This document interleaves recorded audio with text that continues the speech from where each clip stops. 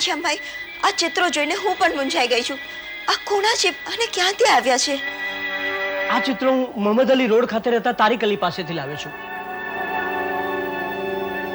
એનું સરનામું છે તારીક અલી, મોહમ્મદ અલી રોડ, મોતીમહેલ હોટલની પાછળની ગલી. મોતીમહેલ હોટલ, તારીક અલી.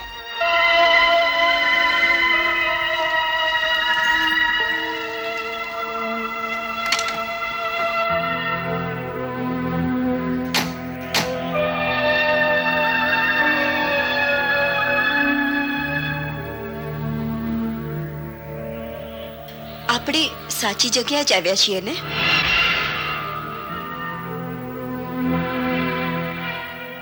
આ પેટ્રોલ પંપ અને આ મોતીમહેલ હોટેલ એની પાછળનું બિલ્ડિંગ એટલે આ પહેલે માળે જોઈએ.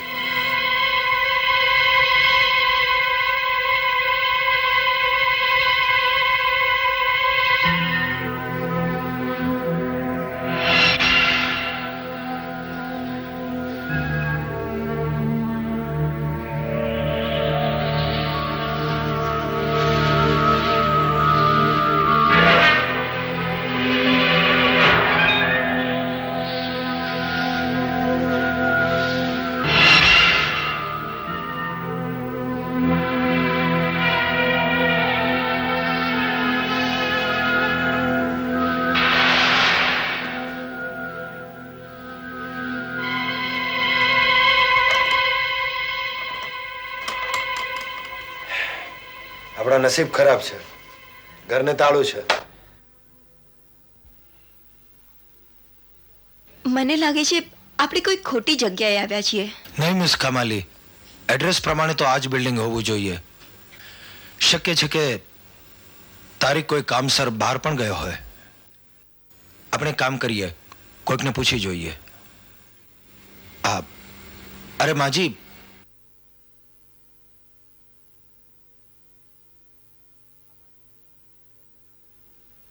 માજી અહીંયા રહે છે એટલે એમને ખબર હોવી જોઈએ.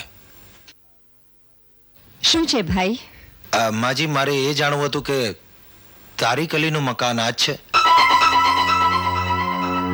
હું બુદ્ધિ શું જાણું, અહીંયા હવે ઘણું બધું બદલાઈ ગયું છે ભાઈ. મેં કહ્યું હતું ને, આપણે ખોટી જગ્યાએ આવી ગયા છીએ. ઘનશ્યામભાઈના કહેવા પ્રમાણે તો આ જ મકાન હોવું જોઈએ. શું કંઈ ખાસ કામ હતું? જી, બહુ મહત્વનું કામ છે. ને જો એ નહીં મળે ને તો મને સમજાતું નથી કે મારું શું થશે. તારીકભાઈ અત્યારે જેલમાં છે.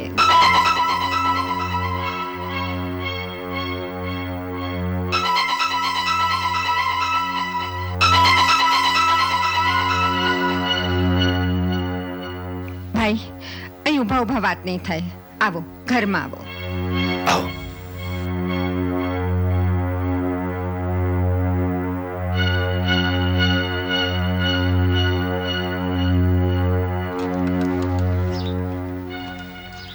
આવો.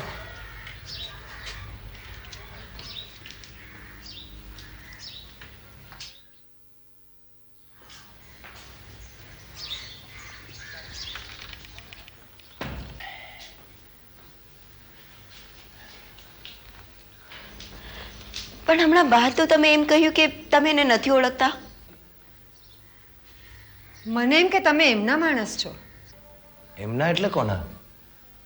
અને તારીકભાઈ જેલમાં શું કામ છે? તમે કોનાથી ડરીને અમને જૂઠું કહ્યું?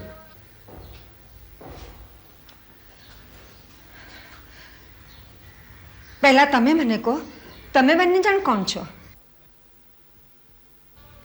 મારું નામ છે નચિકેત મહેતા અને આ છે મિસ કામાલી, બહુ મોટા લેખિકા છે. અમારે તારીકભાઈ સાથે જૂના પેઇન્ટિંગ્સ વિશે વાત કરવી છે. ઘનશ્યામભાઈ અમને મોકલ્યા છે. હા, અમે સાચું કહી રહ્યા છીએ. ઘનશ્યામભાઈનું નામ કહ્યું એટલે જ મેં તમારી સાથે વાત કરી. પ્લીઝ માજી, તમે અમને સાચી વાત કહો કે તારીકભાઈ જેલમાં શું કામ ગયા છે. કદાચ અમે એમની મદદ કરી શકીએ. તમે આવ્યા ત્યારે જે જગ્યા જોઈ હતી ને, જ્યાં તમે ગાડી ઊભી રાખી હતી, એ જગ્યાની જ આ બધી મોકાણ છે. એ જગ્યા એક બિલ્ડરે ખરીદી લીધી છે અને એને અડીને જ મારું મકાન છે. એને મારી જગ્યા પણ લેવી છે, મેં ના પાડી એને લીધે જ આ બધું શરૂ થયું. શું શરૂ થયું? એના ગુંડાઓ મને રોજ ધમકાવતા હતા. એક દિવસ તો મારા ઘરમાં ઘૂસી ગયા, મારો બધો સામાન ફેંકી દીધો. અરે એક મવાલીએ તો મને માર્યું પણ ખરું. તારેક એમાં વચ્ચે પડ્યો. મેં એને કેટલો સમજાવ્યો પણ એ ન માન્યો તે ન જ માન્યો. આખરે એ મને માં સમજે છે ને. કેવી રીતે ચૂપ રહે? પછી શું થયું? મારામારી થઈ. તારીકે બધા ગુંડાને હોસ્પિટલ ભેગા કરી દીધા. પોલીસ આવી અને પોલીસ તારીકને પકડીને લઈ ગઈ. મેં કેટલું કહ્યું કે એનો કોઈ વાંક નથી, પણ આ બુદ્ધિનું કોણ સાંભળે? પેલો બિલ્ડર મોટો ગુંડો છે, પોલીસ પણ એનું જ માને છે. ગુંડાઓ આઝાદ થઈને ફરે છે અને મારો તારીક જેલમાં. માજી, તમે ચિંતા નહીં કરતા, સૌ સારાવાના થશે. ચિંતા કેમ ન કરું?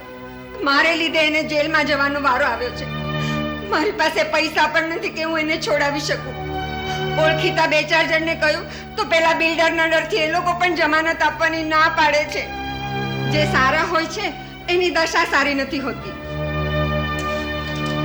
માજી, તમે મને કહી શકશો તારીખ કયા પોલીસ સ્ટેશનમાં છે? અમે એને છોડાવવાનો પ્રયત્ન કરીશું. તો તારો બહુ મોટો ઉપકાર ભાઈ. જેમ મારી મદદે ભગવાને તારીખને મોકલ્યો, એમ તારીખની મદદે અલ્લાહે તને મોકલ્યો છે. તમે જરાય ચિંતા નહીં કરો, તારીખ જરૂર પાછો આવી જશે. તારીખ બેટા,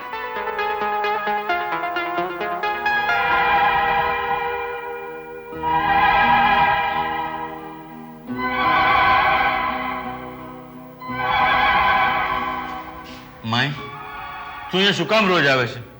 તું અહીંયા આવીને હેરાન થાય છે, આપણને બિલકુલ પસંદ નથી. માય બેટા, આ બુદ્ધિમાનો જીવ ઘરમાં કેમ ઝાલ્યો રે? તું અહીંયા દોજખમાં પડ્યો છે મારે લીધે. બેટા, તને અહીંયા ખાવાનું સારું મળે છે ને? માય, મને અહીંયા ખાવાનું ખૂબ સારું મળે છે. તું અહીંયા આવવાની તકલીફ નહીં લે માય. એમાં વળી તકલીફ છે ની બેટા. ભલે તું મારી કુખે જન્મ્યો નથી, પણ મારો ભગવાન અને તારો અલ્લાહ સાક્ષી છે કે મેં તને ક્યારેય મારા દીકરા કરતા ઓછો નથી ગણ્યો. માય, આ ઉપરવાળો ગરીબો સાથે જ કેમ આવું કરતો હોય છે? એને આપણો અવાજ ક્યારેય નહીં સંભળાય. બેટા, ઉપરવાળામાં શ્રદ્ધા રાખ, એ જરૂર કોઈ માર્ગ કાઢશે. માય, પણ હવે તો તને ત્યાં આવીને કોઈ હેરાન નથી કરતું ને? હમણાં તો કોઈ નથી આવ્યું, પણ હા, એક ભાઈ આવ્યા હતા એક યુવતી સાથે. એક ભાઈ અને એક યુવતી? હા, ઘનશ્યામભાઈએ એમને મોકલ્યા હતા. કહેતા હતા તારું કઈ કામ છે. મારું કામ હતું? બહુ જ ભલા માણસો હતા. મેં એમને તને થયેલા અન્યાયની વાત પણ કરી છે. એમણે મને તને જમાનત આપીને છોડાવવાનું વચન પણ આપ્યું છે. એનું નામ શું? નચિકેત અને કામાલી. નચિકેત અને કામાલી. તારીકભાઈને મળવાની વાત તો હવે લંબાઈ ગઈ છે. હવે શું થશે મને સમજાતું નથી. Everything will be all right. Kamli, એક સવાલ પૂછો. એ તસવીર અને તમારામાંના સામ્યનો મને ખ્યાલ આવ્યો. આપણી પહેલી મુલાકાત અને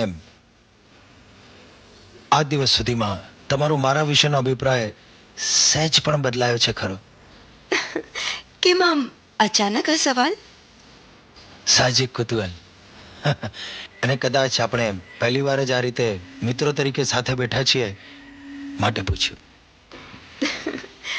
વેલ, હું પણ તમને એ જ પૂછવાની હતી કે જ્યારે તમે મને પહેલી વાર જોઈ ત્યારે મારા વિશે તમારા મનમાં શું વિચાર હતા?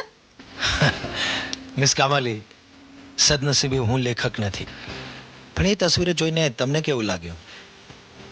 મારા જેવી દેખાતી યુવતીની તસવીરો જોઈને મને આઘાત તો લાગ્યો હતો, પણ પાછળથી આઘાતે મારામાં જિજ્ઞાસાનું સ્થાન લઈ લીધો.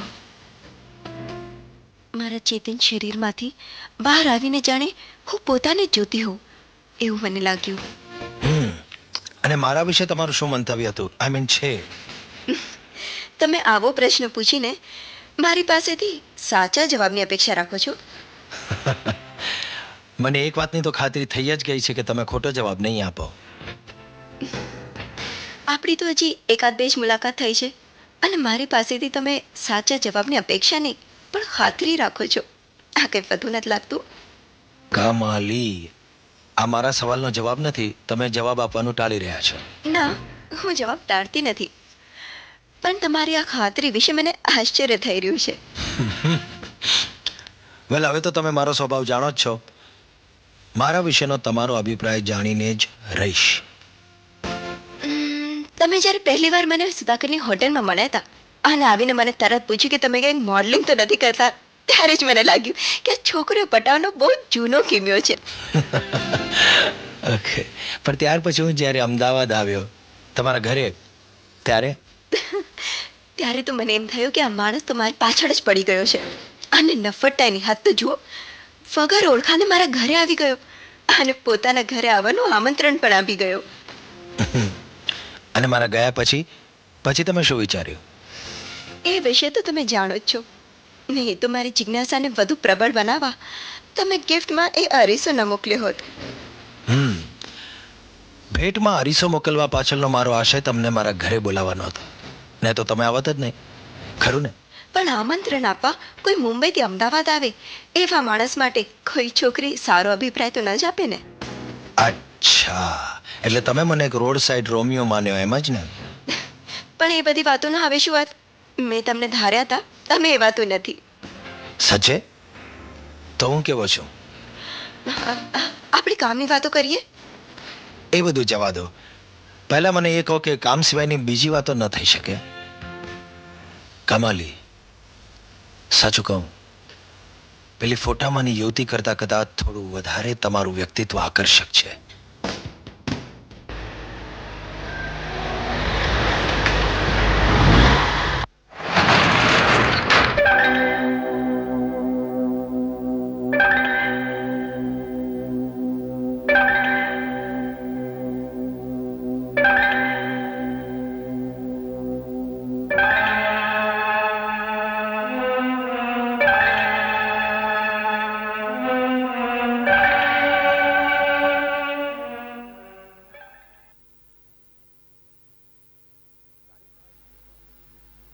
તારીકભાઈ. હા બોલો. તારીકભાઈ, હું તમારા ઘર પાસે તમારી રાહ જોતો હતો, પણ તમે તો સીધા ગોડાઉનમાં જ આવી ગયા. કોણ છો તમે? હું નચિકેત મહેતા. બેસો ને. તમે જ મારી જમાનત આપીને મને છોડાવેલો ને? જી. મારી માઈને પણ તમે જ મળેલા ને? હાજી. હું એટલું જાણું છું મહેતા સાહેબ કે આ દુનિયામાં કોઈ પણ માણસ કામ વગર કોઈની મદદ કરતો નથી. તમે મારી મદદ શું કામ કરી? તમારી સાથે એક બાઈ પણ હતા ને ગઈકાલે? હા. ક્યાં છે? આવ્યા છે. એમને બોલાવો. મિસ કામાલી, આવો.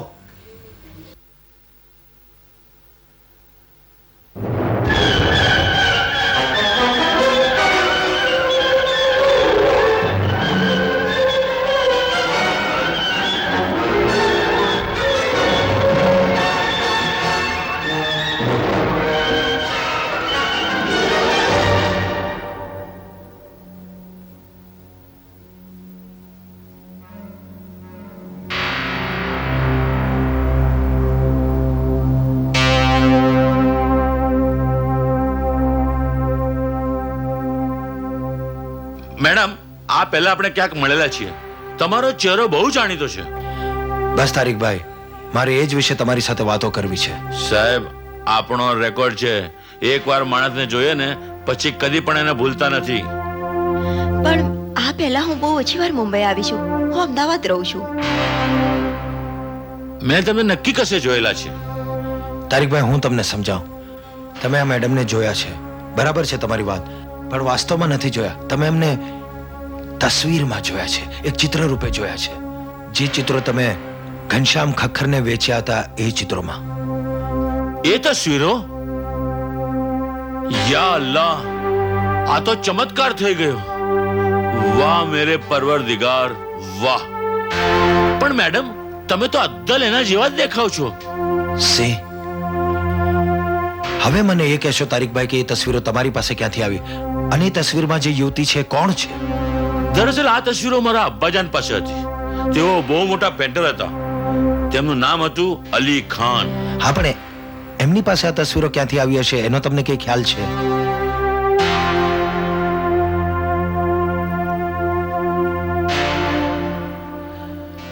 એ તસવીરો વિશે તો મને કાંઈ ખબર નથી, એટલે તો આપણે ઘનશ્યામભાઈને આપી દીધી.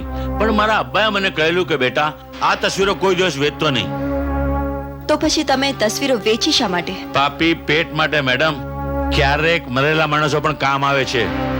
મારા અબ્બાને આ તસવીરો ખૂબ પ્યારી હતી. એનાથી વધારે આપણને કાંઈ ખબર નથી.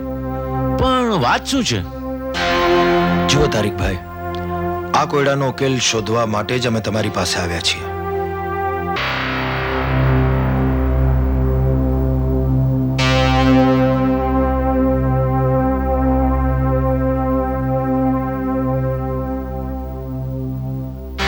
મને એમ હતું કે અહીંયા અંત આવશે આ કોયડાનો, પણ આવશે મેડમ, જરૂર અંત આવશે. આ તારીખ ચાહે ને તો કોઈ પણ વાતનો અંત લાવી શકે એમ છે. That's great. તારીકભાઈ, મારી એક જ રિક્વેસ્ટ છે, ચિત્રો વિશે કે આ યુવતી વિશે કંઈ પણ માહિતી મળે, ઝીણામાં ઝીણી વિગત પણ મળે ને, તાબડતોબ મારો કોન્ટેક્ટ કરજો. આ મારું કાર્ડ છે. ઠીક છે સાહેબ. Thank you. આવો miss કમાલી.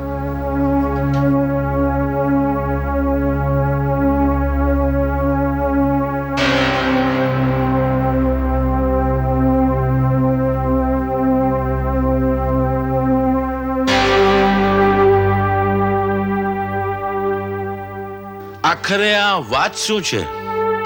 Good, very good. I hope કે આ વખતે તમારું દોરેલું ચિત્ર ડિગી અંકલના ડિસ્ક્રિપ્શન પ્રમાણે ફિટ બેસે.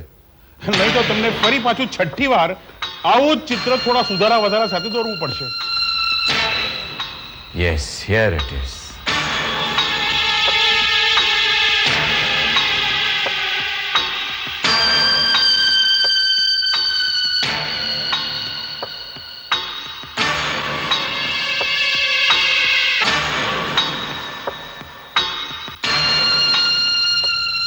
અદલોદલ તો એવી નથી, પણ મારે જે હવેલીનો સ્કેચ જોઈતો હતો, આ હવેલી લગભગ એવી જ છે.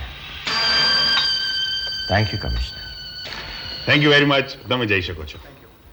હા તો અંકલ બોલો, હવે અમારા માટે શું ફર્ધર હુકમ છે? સોરાબજી, મારો વિચાર આ સ્કેચનો ફોટો પડાવીને દરેક છાપામાં છપાવવાનો છે. મને ખાતરી છે કે જે છોકરીની હું શોધમાં છું એ છોકરી સુધી પહોંચવા માટે તમારી આખી પોલીસ ફોર્સ કરતા આ સ્કેચ મને વધારે કામમાં આવશે. No no uncle, please don't underestimate our police force, please. Sorabji, don't take it personally.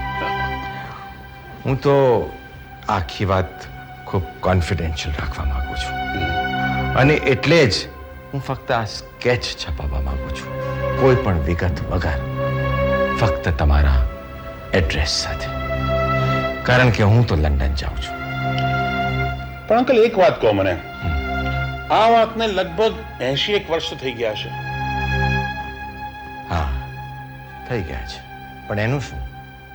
તો 80 વર્ષ પછી આ ચિત્ર જોઈને કોઈ તમને મળવા આવશે ખરું? અવશ્ય આવશે, મને ખાતરી છે કે આવશે. પણ અંકલ 80 વર્ષ થઈ ગયા છે, કદાચ એ વ્યક્તિ હયાત પણ ન હોય. સોરાબજી, મને ખાતરી હતી કે તમે મને આ પ્રશ્ન પૂછશો. એનીવે, એક વાત મને કહો, તમે પુનર્જન્મમાં માનો છો? વોટ? પુનર્જન્મ? તમારા જેવો ભણેલો ગણેલો આર્મી મેન પુનર્જન્મની વાતોમાં? વિશ્વાસ નહોતો કરતો, પણ હવે કરું છું.